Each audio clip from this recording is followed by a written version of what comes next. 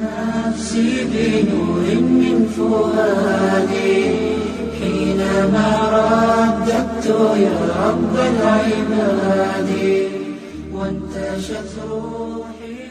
Un jour, il y a Abu Huraira, un compagnon, qui vient voir le prophète alayhi salatu salam pour se plaindre.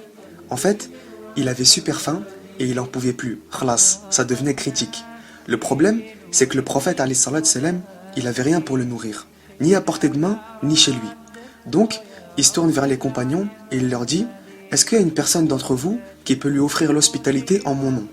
Et là, il y a un homme des Ansar, un autre grand compagnon, Abu Talha, qui se lève et qui dit: ô messager de Dieu, moi j'accepte.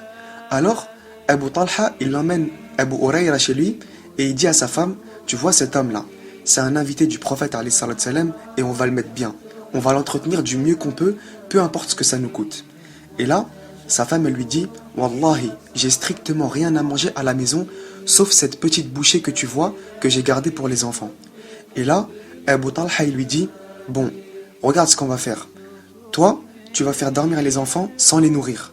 Pendant que moi, je vais m'asseoir avec Abu Huraira autour du repas. Et dès qu'on commence à manger, t'éteins la lampe en disant que t'essayes de la réparer. Comme ça, il va pas remarquer que je mange pas avec lui et il va manger à sa faim. Le système, il a fonctionné à merveille. Abu Talha, sa femme et leurs enfants, ils sont restés affamés pour que leur invité, Abu Huraira, il puisse manger à sa faim. Subhanallah.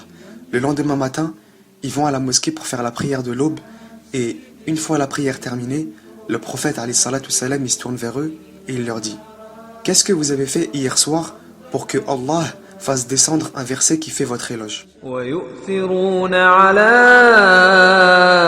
أنفسهم ولو كان بهم خصاصة. نفسي بنور من فؤادي حينما رددت يا رب العباد وانتشت روحي